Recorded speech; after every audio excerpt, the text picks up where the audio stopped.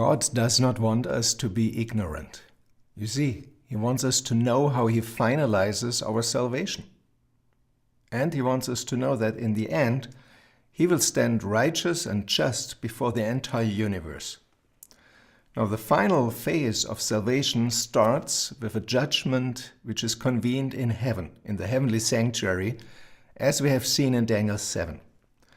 The same time is described in Daniel 8 against the backdrop of the Day of Atonement. It is the cleansing of the heavenly sanctuary, and it's the cleansing of a people on earth. So while in heaven the Day of Atonement convenes, on earth we have the proclamation of a final message of truth, a truth about the heavenly high priest, about the heavenly sanctuary, and about the right way of salvation. Now, this end-time message corresponds to the heart of the book of Revelation. There's a call proclaimed by 3 angels. It is this call which is the end-time message given by God's people on earth. We find that in the heart of Revelation in chapters 12 to 14. Now, this message will be important after the prophetic times of Daniel have been fulfilled, as we see from Revelation 10.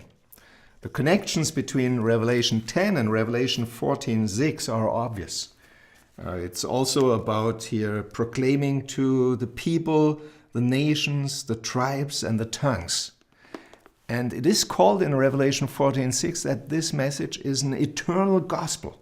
It's interesting to see that in all of the Johannine writings, the word gospel is only used at this very verse. John seems to reserve that term, gospel, to what comes here when we read about the messages of the 3 angels. Now, what is this eternal gospel all about? It starts with a double call: fear God and give Him glory. The reason to fear God and give Him glory is because the hour of His judgment has come. Now, what does it mean to fear God? It's definitely not about being anxious, to have angst. No, it's more about giving Him praise, proclaim Him and give Him thanksgiving. Indeed, we have here parallelism. Fear God means to give Him glory. In Revelation 15 verse 4, it says, "Who will not fear you, Lord, and," now the parallel, "bring glory to your name." So to fear God is the beginning of wisdom, as the book of Proverbs says. It is the start of having God as the number one in your life. And it is time to have Him as the number one because end time has started. The heavenly judgment convenes.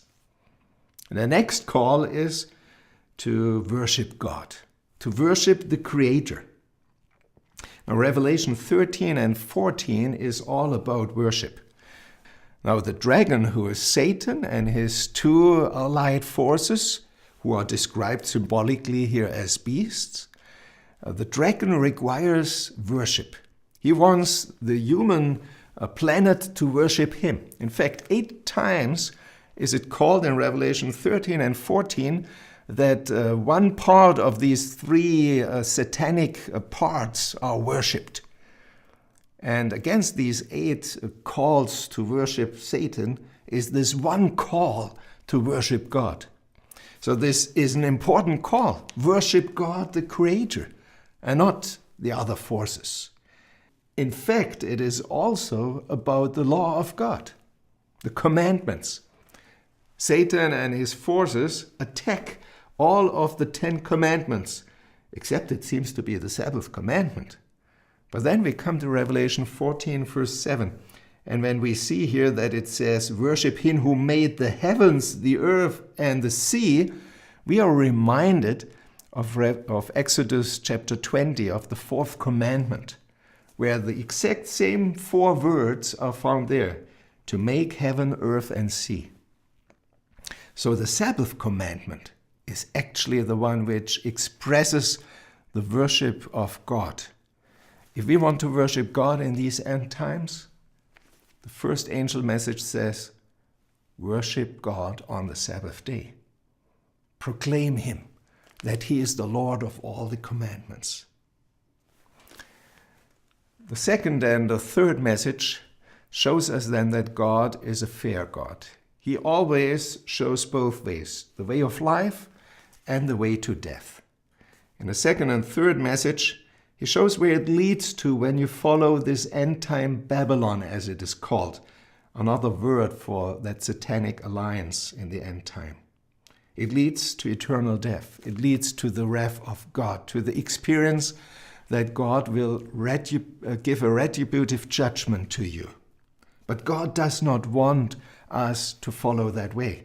That's why the first message is so important. At the end of the three messages then, we see another look at the people of God on earth. We have three characteristics mentioned here of this people. First, they have patient endurance. They not just wait until Jesus Christ comes back. They are waiting with action and with deed. They proclaim the message, of course, because if they don't do it, who else will do it? But also, they keep the commandments. They keep it in a way that they uphold them. Not only keeping it like, they do it, but they uphold them in front of the human race. They want the others to see how God is. And they keep the faith of Jesus.